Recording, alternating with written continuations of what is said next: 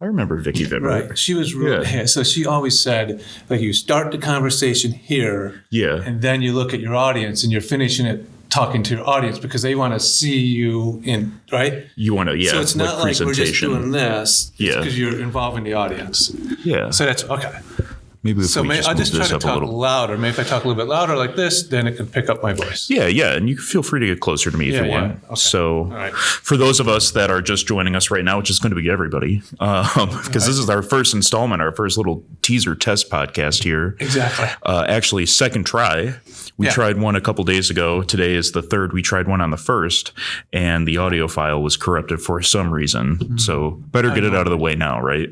Yes. But we're in the Golden Bear Video Podcast Studio. It's a luxurious place here. It certainly is. We're kind of getting this dream that Cliff has had for a while on its feet. And Cliff came to me like almost a year ago with this idea of getting some video content out. And do you want to expound on that a little more? Yeah. So just looking at communication for our community, our school community here, how can we let people know the great things that happen at Vestal School District?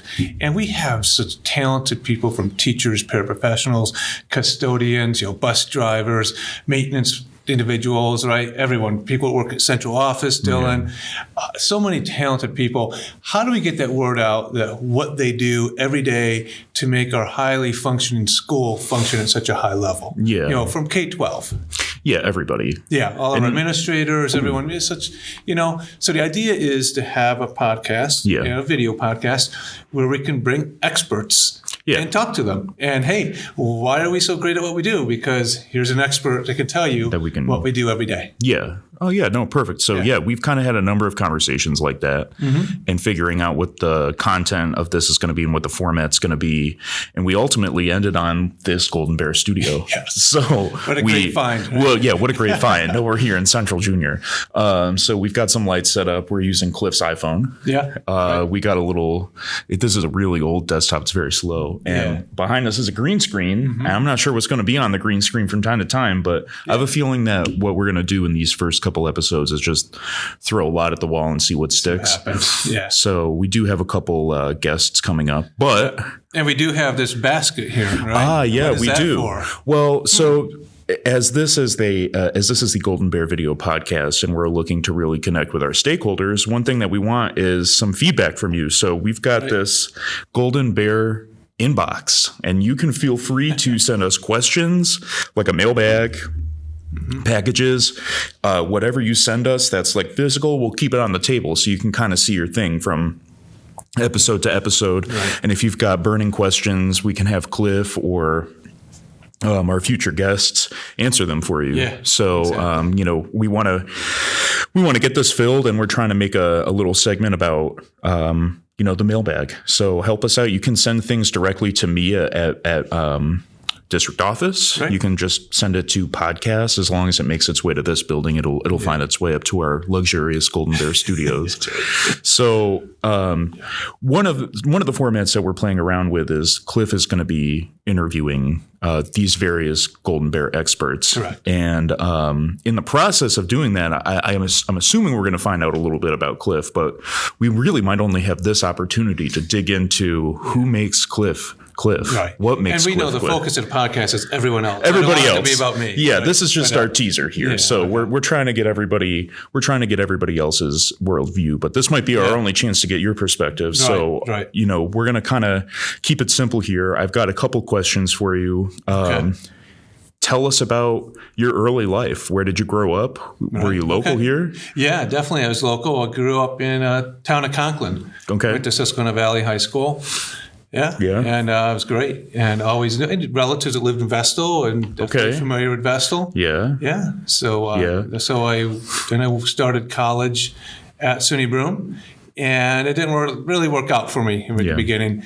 I decided to take some time off, and I worked construction for a number of years, and then I went back to college, became serious, and I started out with computer technology, electrical engineering technology, dual major, because at that time you look at a newspaper and every job was, that's when IBM was still here, all that. There was always, man, you could find a job like that. Yeah. So I began in that field, and as I was going through those studies, I really enjoyed mathematics and the sciences like physics, and I began tutoring people in those subject areas.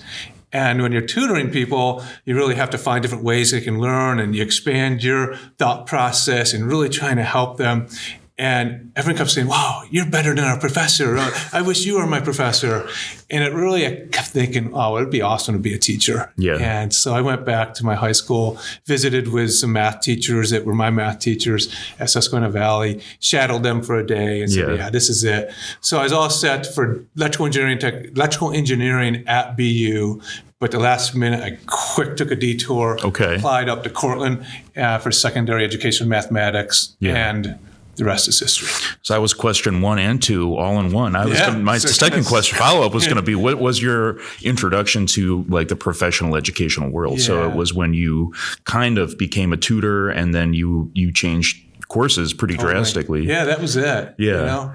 And really thinking about it, I had a part-time job in kind of like engineering technology, and I had to do some software applications, and it kind of put me in like a little cubicle, and there I was, right? Just writing code. And I thought, I don't know if I really want to do this. Is this what you're going to do forever? Yeah. And so being more people-oriented, so definitely. And I never look back. It's awesome. What an awesome career for education. So how long were you a teacher for? I taught for 13 years in Susquehanna Valley. And it was all secondary? It was pretty much secondary. I have a master's in special education. Okay. So I did teach for 1 year a few students in an elementary building. Yeah. And which was great. What a great experience. And then I also taught math at a middle school. I always had like a 6th class because it was versatile with special education and mathematics.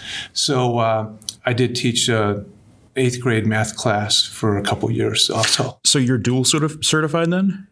Triple certified. Triple? So what's your third certificate? So technology education. Technology education. Wow. Yeah. Okay. Yeah, so I had no idea about that. Yeah. Yeah. So 3 certifications. Eventually I ended up and then being your a project CAS. lead away. Oh yeah. And then the CAS. Yeah. But I taught Project Lead the Way for 6 or 7 years as a master teacher for digital electronics. Okay. And so I taught other teachers how to teach Project Lead the Way courses up at RIT in the summer, and then also out in San Diego State University. Oh, really? So I did that for summer teaching assignments. It's pretty cool. That's a pretty good like summer job then. Yeah. It's awesome. The only thing is, when you have a family, it's not good to be that far away. So then, I kept thinking about administration. When you're a teacher, sometimes you look at the leaders and you say, could I do that better? I wonder. Yeah. I wonder. And that sparked my interest. Yeah. And as I went through the CAS classes, it was great. You were kind of like affirmed in that. Well, and your first administrative experience was middle school, assistant principal at Vestal. At Vestal. It was here. Correct. Yeah. Yeah, it was awesome. And you were there for a while. 5 years. 5 years. Mm-hmm. And then you moved to high school AP. High school, assistant principal. Yep. Right. And then a brief stint as principal. Principal for a couple years. Yep. And then Central Junior. Yeah. And you came over as, it was 2019. 2019. Yeah. Right, yeah. Good memory. Just before the pandemic before we ever knew. All hit. Yeah. Before we ever knew. Yeah. So okay, great. I mean, I wonder, where do you see your career in Vestal going here? What are like your main goals in the next couple of years? My goal is always 100% to make Vestal. Vestal was great, and always make sure we're on top and make us better. Yeah. And so my goal, my heart and soul is right here at Vestal. So obviously, I've lived in Vestal for 26 years, raised our family, wife and I, 3 daughters went through Vestal, and they're doing extremely well. Yeah. Outside of after that K-12 education here at Vestal, they're doing really well. Yeah. I'm really proud of them, and so proud of our school district. And, a lot of our friends and their children have gone through.